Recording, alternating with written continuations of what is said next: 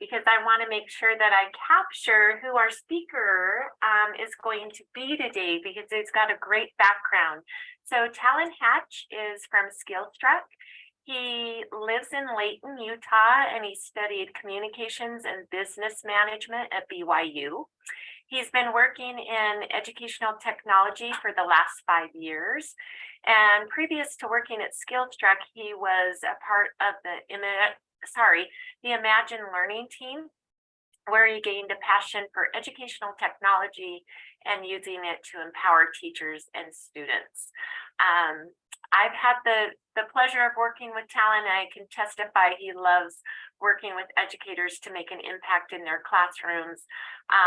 He's passionate about humanitarian work, and he serves on the board of directors for the nonprofit Community of Hope International, and the medical and educational work they do in the Dominican Republic. So I just learned something new about you, Talon. That's exciting. So with that, I'm going to mute myself and let you start. Thank you, Connie. Yeah, I don't know how the bios got. That was a more updated one than the one before. So yeah, sorry, you gotta switch it up when you're hearing a similar presentation back to back. So I guess they'll switch up the bio on you on that too. So whoever submitted that, thank you, Connie. Appreciate it. Thank you all for joining me today and joining us, and to be here on a Saturday. That's a big sacrifice. And recognize all the awesome work that you're doing in education and your passion to continue to make a change. And thank you all for being advocates for our students and for computer science education in specifically, right? We're going to get started on this conversation about building a bench, and I'd love for your participation as we talk through it. Connie is going to help me monitor the chat, make sure I don't miss anything too critical of comments. I'll be watching it too as we talk through, but want your participation and engagement as we talk about what we mean by building a bench in computer science as a part of that. I'd love to, hear who you are in the chat. If you want to throw your name or where you're from, where you teach in the chat to get to know our room a little bit better. I see some of that in some of your titles within your name, but I always like to get to know who we're talking with today as a part of our group. So if you're willing to do that, please throw that in the chat, and we'd appreciate that participation that way. And as a part for us to start, we're going to, I need somebody who is a willing volunteer who is able to count 1 to 50.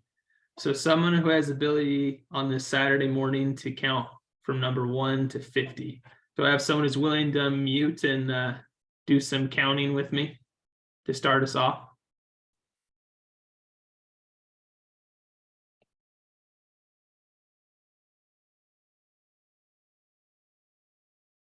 Any willing participant?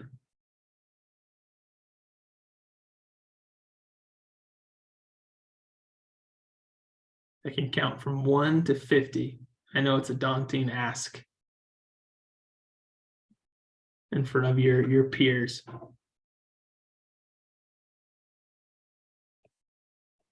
Roger, I know you, Roger. I saw you join. Would you be willing to do it? Count 1 to 50. It looks like you're on mute. I don't know if you can hear me okay. But I know Roger, so I'll call on Roger. I'll do it. Okay. I do have another session I got to jump to, but I just wanted to say hi, Talon. Oh, okay. Well, if you need to jump before that, you can. No, but, I'll count to 50. Okay. 1, 2, 3, awesome. 4, 5, 6, 7, 8, 9, 10. Wait. What I'm going to have you do is I'm going to have you find the number on the screen. And once you find it, you can start counting 1. So once you find the number 1, say 1, then 2, then 3, and try it that way. Oh, that's fun. Challenge. Okay, I got 1, 2, 3, 4, 5. Losing 6, 7, 8.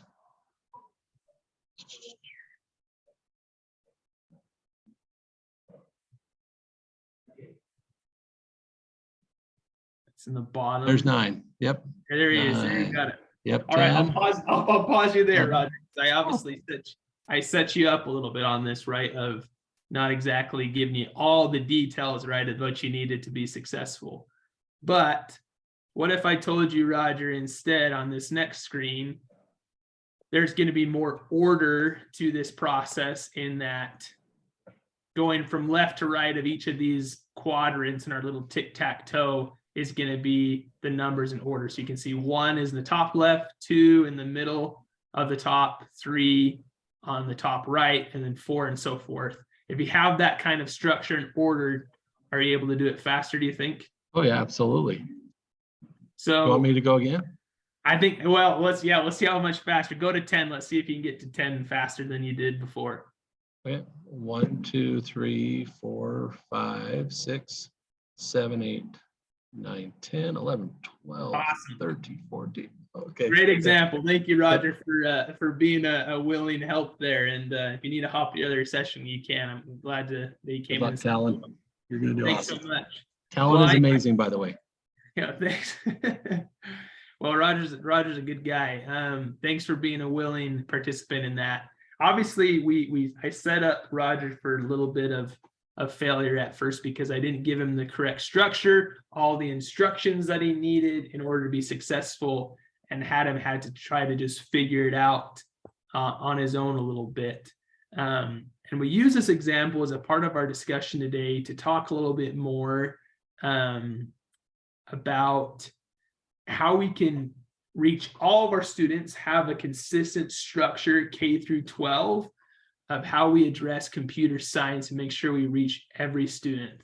And I'm really excited looking at through the chat. You know, it looks like we've got people from all across the state in our room, which is really exciting. Different perspectives from more rural areas to metropolitan areas to different north, south, east, west part of the state. So that's exciting. Glad to have a lot of different perspectives, and that will be helpful as we go through. Just me, Isaac, had a run. I'm Talon. Hatch County introduced us, and Skillstreak is on the approved list from the state of a computer science partner. We do K-12 computer science education and resources, and a big part of our conversation with districts and what we like to do is partner to help build K-12 alignment with how we address computer science and help teachers who are really experienced or brand new to computer science be able to take it on in the classroom. And a part of what we try to do with that in today is talking more of the big picture of why this matters for how we work into secondary, into the future workforce, you know, some stories of success of what we've seen from around the country and how others have done this, what you can do to try to engage with your students and make a change where you're at, and how computer science is a big part of every career path within CTE or outside of CTE, and why it matters to reach every student with computer science, how we can eliminate the stereotypes that surround computer science, and what we can all do to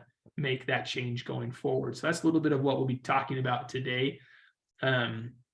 So that's kind of the question you might have asked when we came in here. What does it actually mean to build a bench?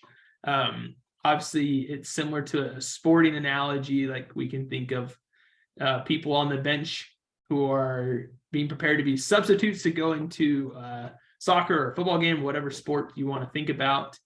People who are being prepared to be the future starters. It's that idea of always having the next person up mentality of how we are helping everyone be prepared for the future and be successful going forward.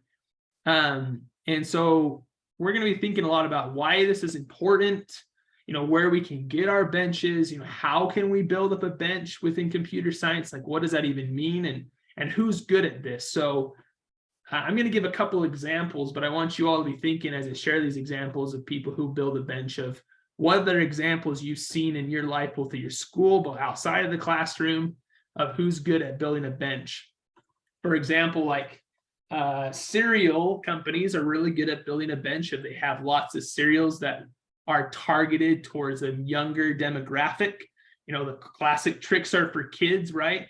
All the way up to General Mills doing, you know, more adult cereals with Special K and all these things that they hook you earlier, but have a cereal brand for every age demographic to be able to keep buying their products, to stay part of having cereal as a part of your diet and your meals, right? They do a really good job of having across different demographics of ages.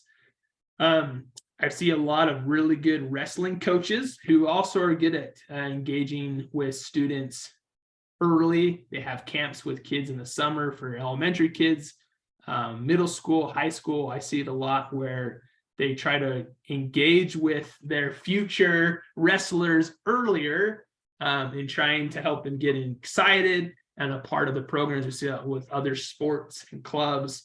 Here locally, there's a choir teacher who has one of the larger schools in the area, and she goes to all of her feeder junior highs and then her feeder elementaries to start choir programs there too, and get them excited, engages with them early. So by the time they're in high school, one, they're more prepared to do higher level choral arrangements with her, but also they're more excited about it. They're more aware of those opportunities, and she reaches more kids to be one of the better choral programs in our state.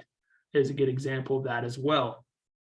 YouTube has content for every person now, starting from little kids all the way up to, you know, Mr. Beast is really popular with teenagers and young adults, all the way to everything you can learn under the sun on YouTube. And they have access to hook everyone early to keep going back as a resource of knowledge, of entertainment for YouTube. Are some good examples of people who reach you early and keep you coming back as you continue to grow.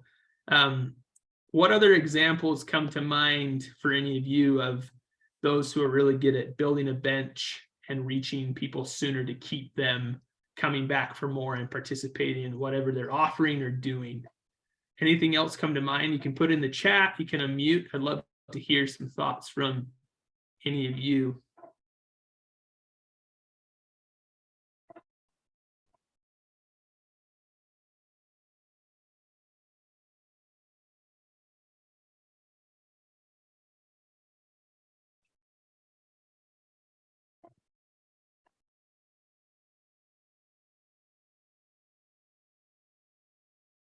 Any thoughts?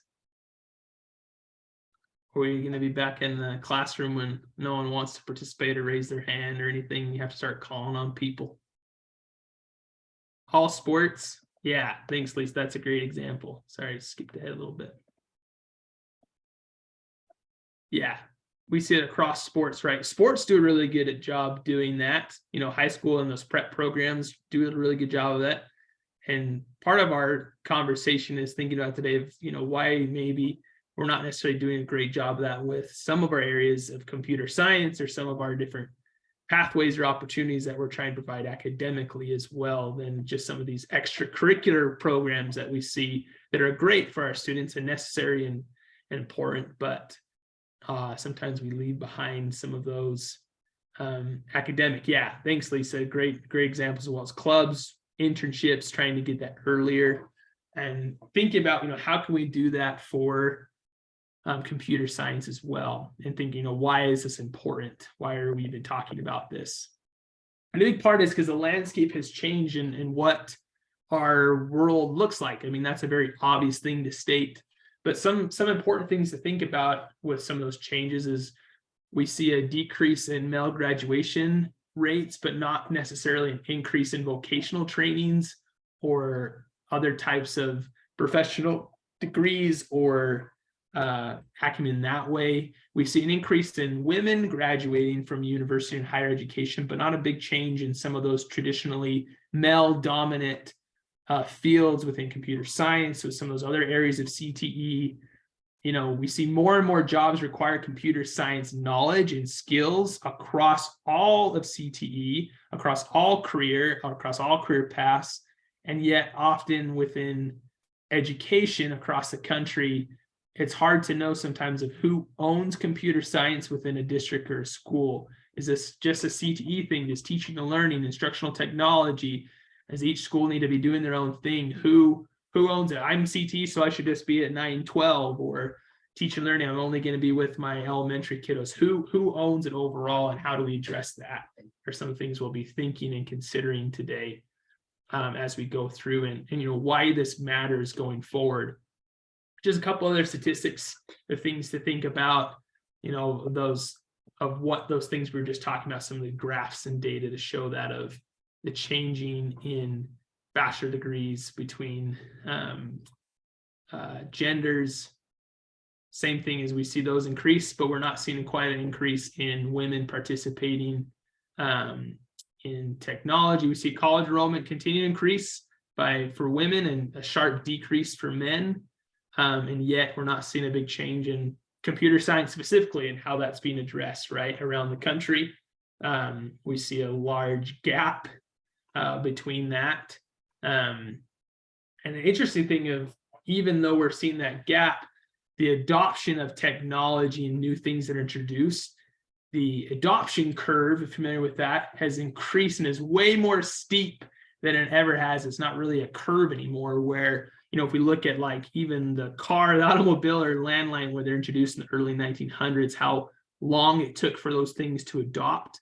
With the introduction of new technology, especially like starting with the computer and the internet, we see the adoption of those things by the general population of society skyrocket. And so we're seeing in that only continue. I mean, think about just what's happened with Chat GPT recently with artificial intelligence. It's changing the way we look at education, the way we look at everything within industry. And that's only going to continue to increase as a part of it because times are changing.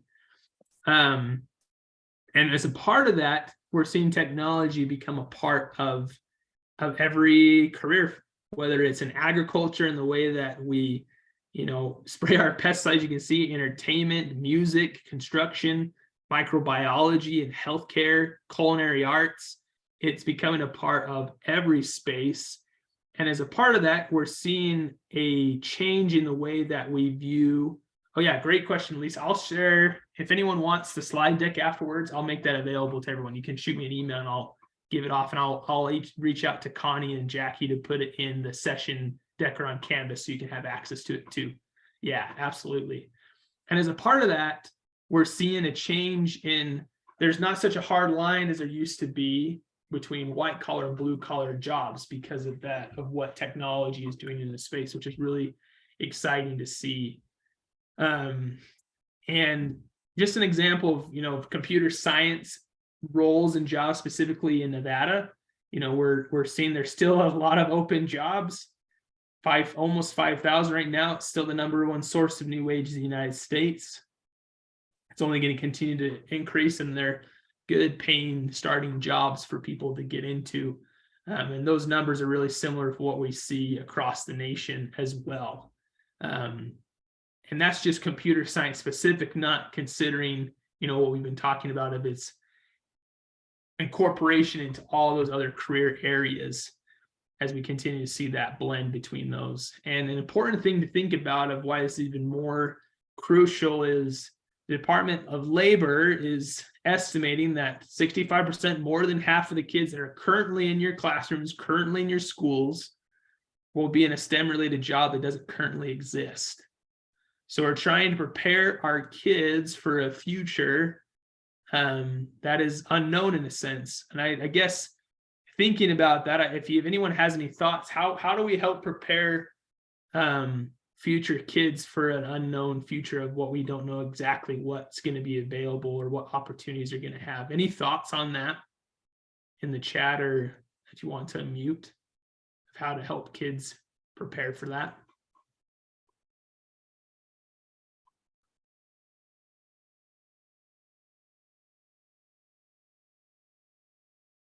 What kind of skills we can give them or help them develop to be successful in an unknown future a little bit? I think just keeping them excited about computer technology and making it fun in the beginning, because I know our media science teacher does that, and my kids love going to media science each week to see what they can learn there. So keeping them excited and continuing to grow them. Awesome. Thank you. Dana, correct? Yes. Awesome. Thank you so much. It's huge, huge. Seen some great things in the chat of helping them understand the future, problem project-based learning, problem solving, introducing CS now. So awesome. And that's really the big thing, is a lot of your sharing is actually that the biggest component, and I think that encapsulates everything you're all sharing, is helping our students be those creative thinkers, those problem solvers. That's the big reason why we teach computer science, why the state has CS standards, is because computer science teaches problem solving better than any subject. The statistics are pretty clear about that as a student studies computer science, it teaches you how to think, and then they perform better in executive functions, including planning, solving tasks. Even just as young as first grades, there's research showing that just after 8 hours of coding, they're already better at doing those things. And, I'm preaching the choir a little bit because you're all here, you're computer science advocates on a Saturday. You know these things, right, of how they perform better in math and science and reading, and are more likely to receive higher education and have better performing skills as they reach into different occupations. But even with that, we're still not, we have this knowledge, or we're trying to get this knowledge out to the world in education, and yet we're still not quite reaching all of our students in changing the stereotypes, stigmas, or whatever is stopping us from getting there. So as we go through some of these graphs here, we know they're important. I want you to be thinking about what you see at your own school, your own district, your own just life experience of what's stopping us from reaching more students with these skills, if we know they're so important. Because we see just in the workforce for computer science specifically, it's very male, white, Asian dominated in that space. Despite the fact that, more than half of our student population are female, 30% are taking AP computer science courses. And yet those who do are 10 times more likely to major in college, to enter a career in that area. Same with Black and Latino students, are 8 times more likely to major in college or participate in going forward if they actually get involved in those computer science courses. So I want you to think about maybe and share what are some areas you've seen that have been a gap or a barrier for us to reach more students that you've seen within your own school or experience. What are some things that's stopping us from reaching more kiddos?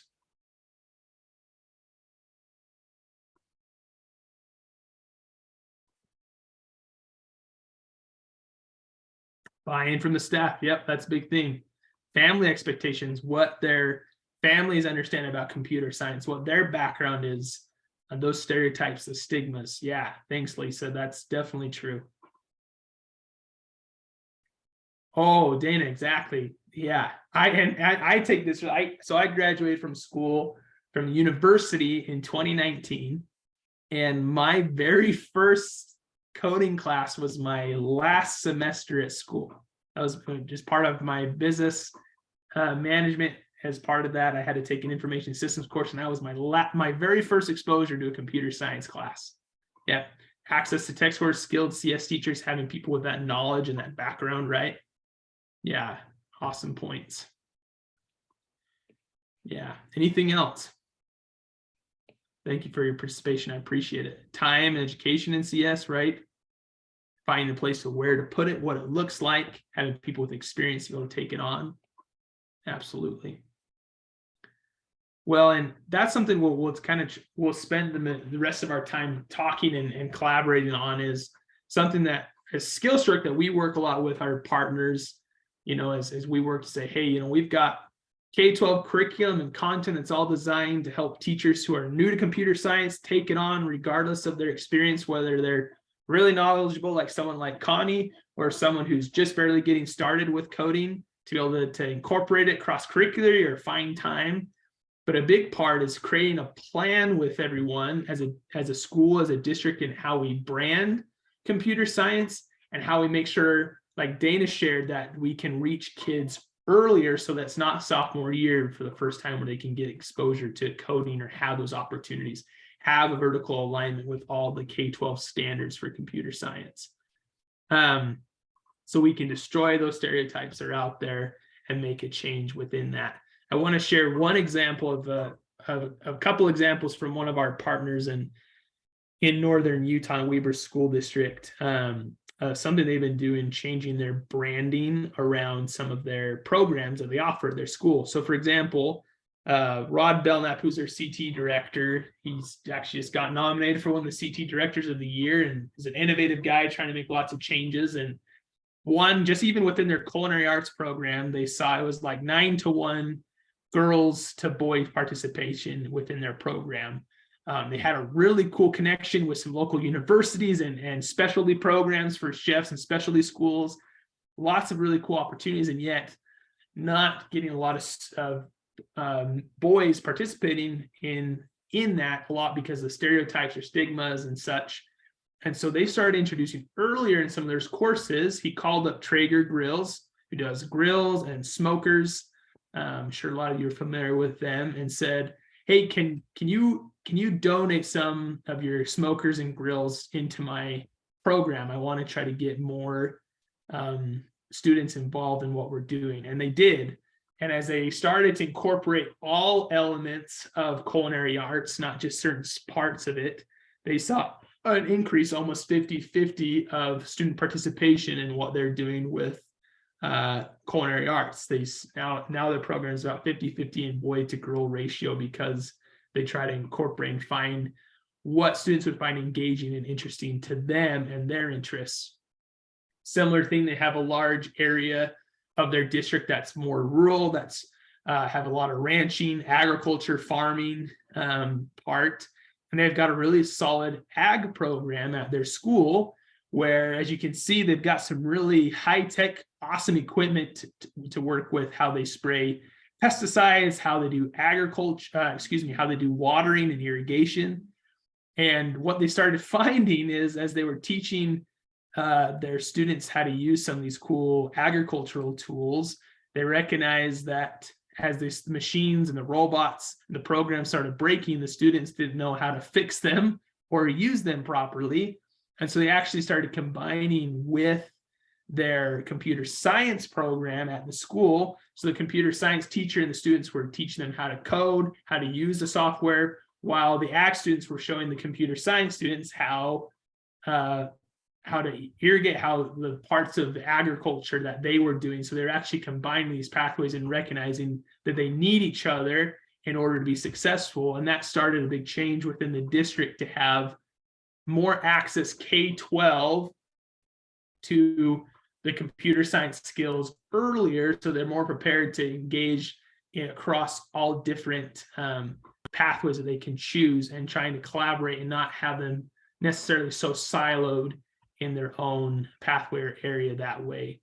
Some other things we've seen across the country and changing the way we title a course or brand a course with computer science, of calling something like creative coding or solving problems with technology, innovating agriculture, musical coding are some things that we've seen, working with teachers and admins and teachers on how we talk about computer science, how we view, who we suggest goes into computer science. A lot of times I've heard lots of stories of, counselors saying, oh, you're really good at math, you should do coding.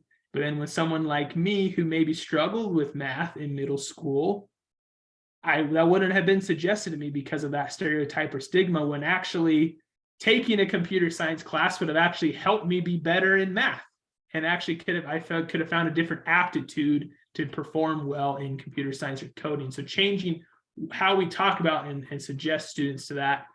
Earlier, there was suggested of getting families involved. Something we do with Skillstruck is community code nights, and I'm sure lots of you have done similar things, or STEM nights, where we have families come out and do coding activities with their students, for an hour, either virtually or in person.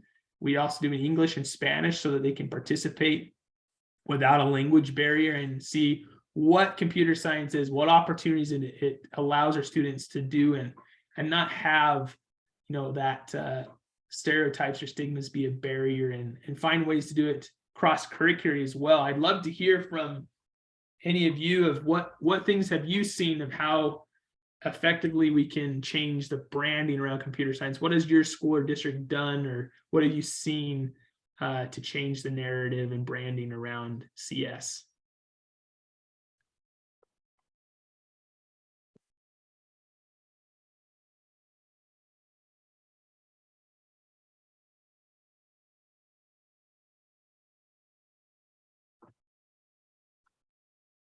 So Helen, I'm going to jump in because I would like to share, I don't think I've shared this with you, what Elko County School District has done is Awesome. they have created in the K-5 grades, they've created a special for computer science. And so while obviously we would like to have it more core content in the same, like mathematics every day, it's certainly a start. And I think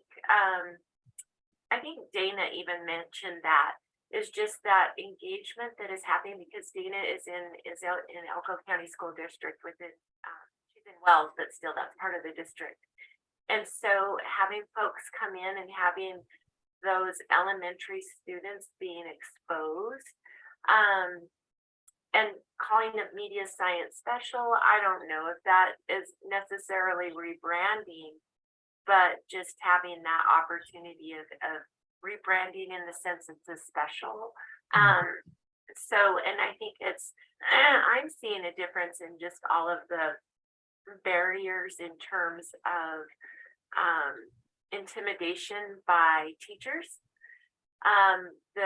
When I see the growth of the teachers who have been participating in our ambassador program, just having exposure, they're much more willing to take that risk, which I think is rebranding, because oftentimes educators feel like they have to be the expert, and not necessarily. You need to be the guide on the side, right?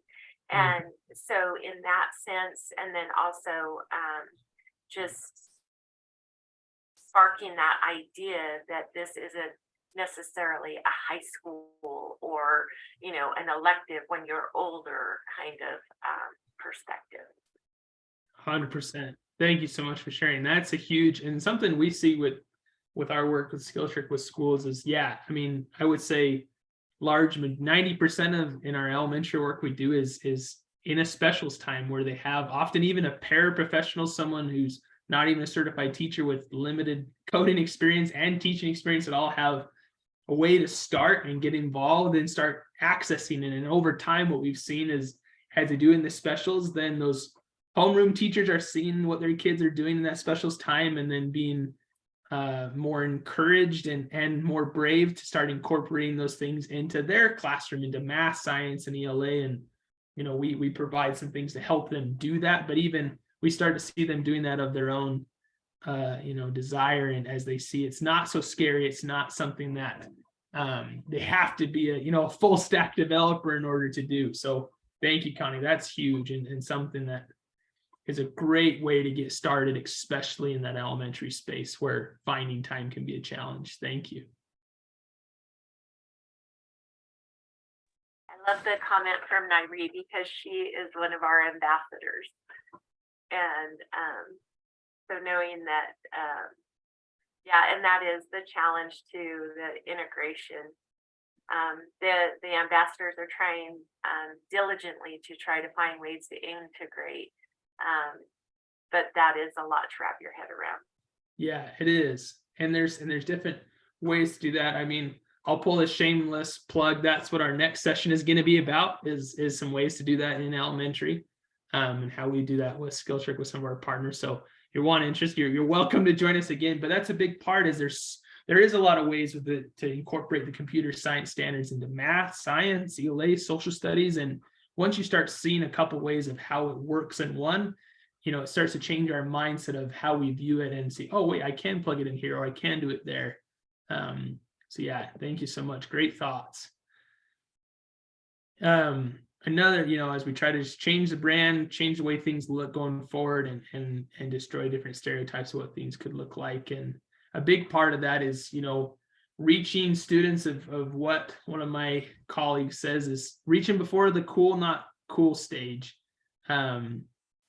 within that, right? And how we can get to them sooner we've talked about that a lot, right? Not wait until high school, and especially reach them in that middle school and even earlier in elementary as much as possible, because, there's an example here where this is Brian Grow. He's our head of partnerships with his daughter, Brea. And this is when she was about 11 years old, and she's starting to get that cool versus not cool stage of wanting to do some things and not wanting to do other things that, if you've been around, preteens and teenagers, and we all know well, she was not really wanting to do coding. She hadn't had much experience up to this point until finally her dad introduced her to some simple HTML and web development that she did with Skillstruck and started to get into that.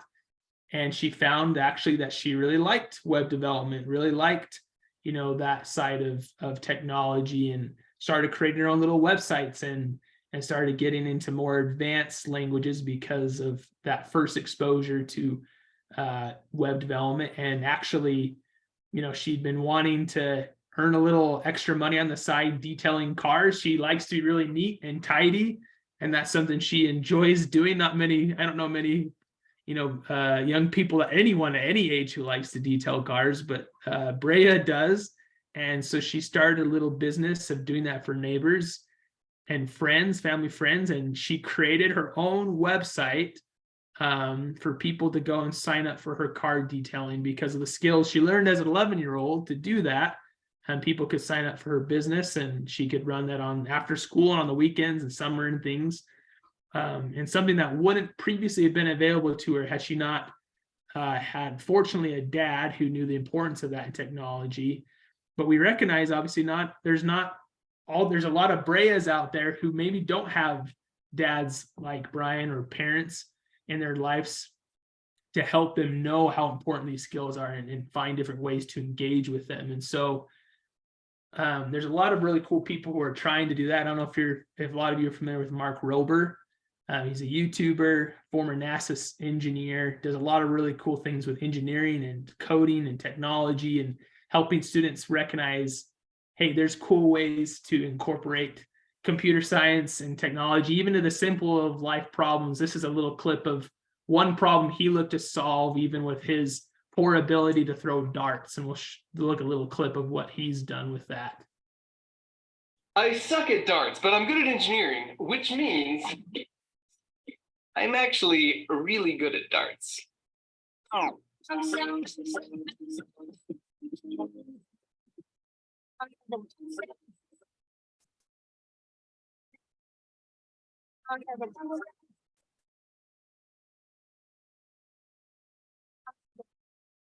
Most of the projects I build for my YouTube channel take a month or two to pull off, but I've been working on this beast with my former NASA coworker John for over 3 freaking years, and here she finally is. There's a little bit. There's obviously, that's just to get you excited and maybe go look at some more. But he's done a lot of really cool things to help rebrand how computer science looks and get kids excited about it earlier.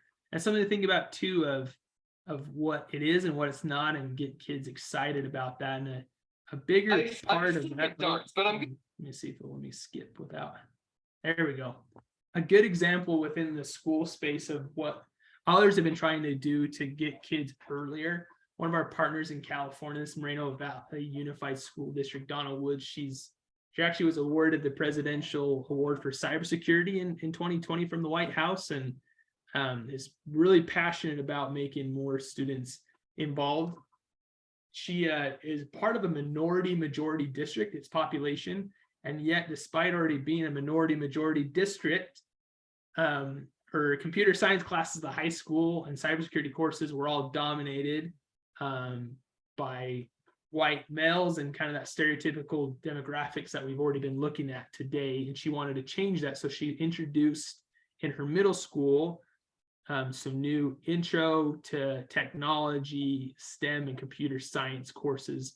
And the teacher that took it on the first year in 2019 was actually a former social studies teacher, had no prior experience with coding or computer science at all, used the resources with Skillstruck to take it on. And the cool part is, even as they entered into the pandemic year and the following year, they actually saw a 43% increase in their students' enrollment within computer science for that course the next year. And they continue to see that from the year to the next year of kids participating in that class. It's increased even more. Now they've introduced a couple more classes in the middle school the last few years because of the success they saw those first 2 years, and getting more kids of different demographics and backgrounds involving in that. And as a part of that, reaching kids sooner, now obviously they're focused on, okay, what can we do to reach our kids in our elementary space as well, and trying to do more and more earlier, because we don't want to create any gaps in where we're teaching computer science. We want to have a K-12 vertical alignment of what that looks like and what can look like going forward. And so that's a lot what we like to do. We brainstorm, can we talk with partners, whether or not they're using our curriculum, our programs, or they're just trying to figure out what it could look like at their school, just in computer science in general. Is here's a very, very simplified version of a vertical alignment. See, there's a lot more than just these simple headers here, but finding ways of what's going to work for your district, what's your school. Happy to share some example scope and sequences with you all if you want to see some other vertical alignments of what we've seen across the country that's worked well, and can send that to you or provide some links of what that could look like. But having that so that we're making sure every kid gets access, whether that's, you know, like Connie's talking about in the elementary space, we're doing it in the specials maybe to start off, where they're doing it, you know, weekly for 30 to 45 minutes to an hour, and having that as exposure, and then slowly working it into homerooms to then electives into the secondary space, and a part of what kids can access across every grade level. And that can take time. It's not going to be a thing that happens overnight all the time.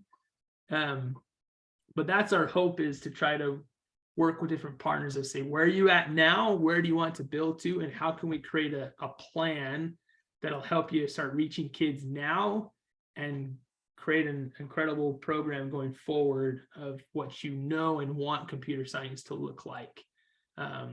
And, you know, like we were talking about before, of incorporating the math, science, ELA, blending the subject lines, because so often we think of different subjects in schools like taking books off a shelf of like, okay, now it's time for reading. We're just going to do reading. Now it's time for math. Take the math book off the shelf. But there's so much crossover with what we're doing that can help us find ways to use our time more effectively in a limited schedule, and incorporate more and more of technology and into what we're doing. So here's a couple of things in here about, you know, how to build a equitable framework, what that can look like, some things that we've talked about already today to make sure we can reach all students, engage with their families, and help them really have content that's rigorous and relevant as well. We want to make sure as you're building out to that progression, that kids have a place to go and keep building, that they don't plateau at a certain part, but they can continue to be challenged like we try to do across all our other core curriculum areas, right?